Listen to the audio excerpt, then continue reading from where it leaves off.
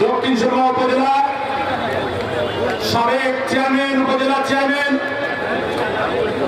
সিলেট জেলা সড়ক পরিবহন শ্রমিক মালিক সমিতির সম্মানিত সভাপতি, দক্ষিণ সুরমা উপজেলা এবং পেঞ্চগঞ্জের আগামী দিনের কান্ডারি, বড় মানুষের নেতা, আমাদের সিলেট দক্ষিণ সুরমা উপজেলার অভিভাবক মাওলানা লুকমান আহমদ ভাই। মাওলানা লুকমান আহমদ ভাই এ পর্যায়ে সংক্ষিপ্তভাবে বক্তব্য নিয়ে আসছেন। মাওলানা লুকমান আহমদ ভাই।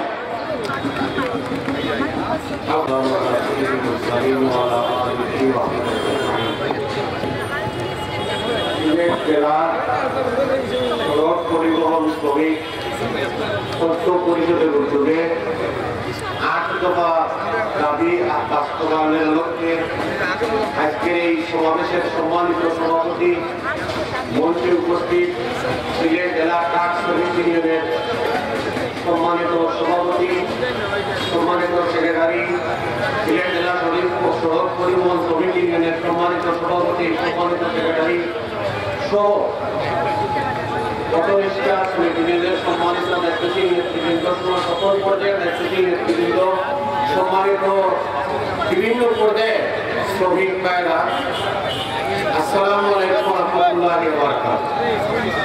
আমি আসলে আমার সময়টা সম্মানিত সভাপতির কাছ থেকে চাইয়া দিছি। হযরত মাওলানা ইসহাক আল মাদানী সাহেব মারা গেছেন, আসলে বাতি জানাজা খান তারিকুল আফগন আমি জানাজাটা আসলে করে এটা আমি দুইটা কথা কইয়া দিই যে আপনারা দোয়াটা লইয়া দিয়ে আমার কাছে। ৮ দফার মধ্যে যে দাবিগুলো বলা হয়েছে, আমি দাবির সাথে শুধু একটা কথা ঘোষণা করলাম আপনারা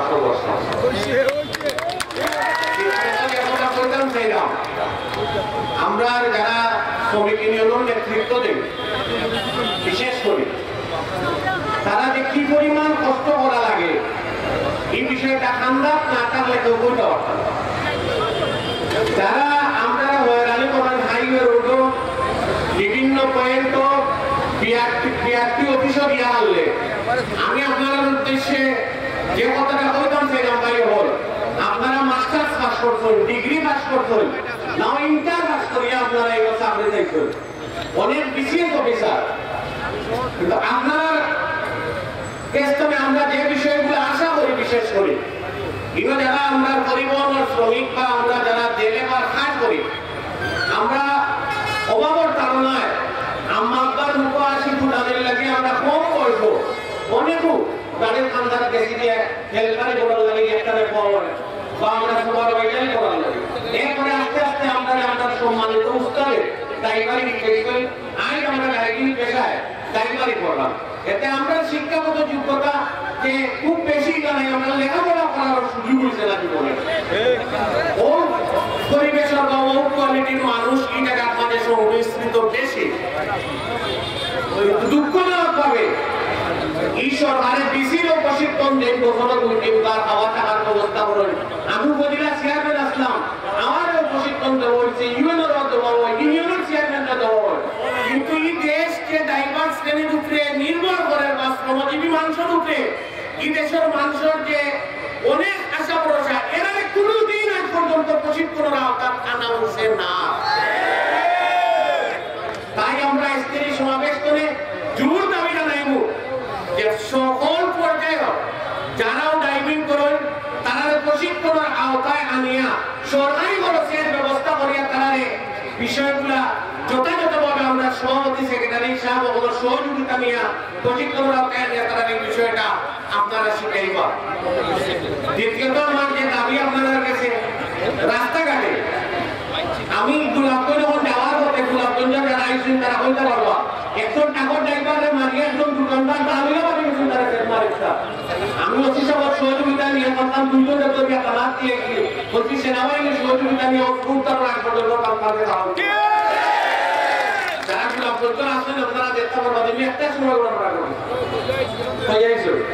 আমি অনুরোধ করবো আমরা যারাও আমরা গাড়ির টুটি আমরা এই ড্রাইভার এই আমার ব্যক্তি লইয়া এই অনুখানা রিকুইজিশন নামে গাড়ি নিয়ে আসতে রাইট ব্যবহার হইয়া আপনার গৌরবদার কি আপনি ঘুমাইয়া ড্রাইভার 100 টাকা দিবা এই জিনিস মানিয়ে নেওয়া দায়িত্ব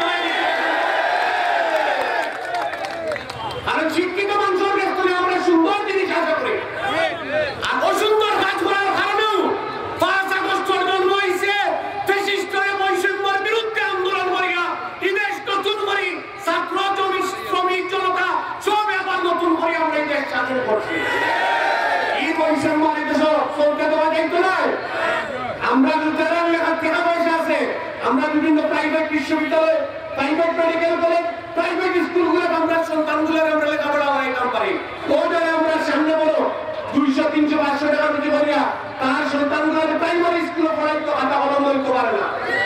আজকের শ্রমিক সমাবেশ করে আমি দাবি জানাইব আমরা সন্তানগুলোরে প্রাইভেট বিশ্ববিদ্যালয়ে পড়ার লাগি বা প্রাইভেট যত প্রতিষ্ঠান আছে সকল প্রতিষ্ঠানে পড়ার লাগি সুযোগ করিয়া দেওয়ার লাগি সরকারের কাছে জোর দাবি জানাইলাম। আমি যে কোনো সময় দেশের শ্রমিক জনতা খুশিয়া উঠতে পারে আপনারা।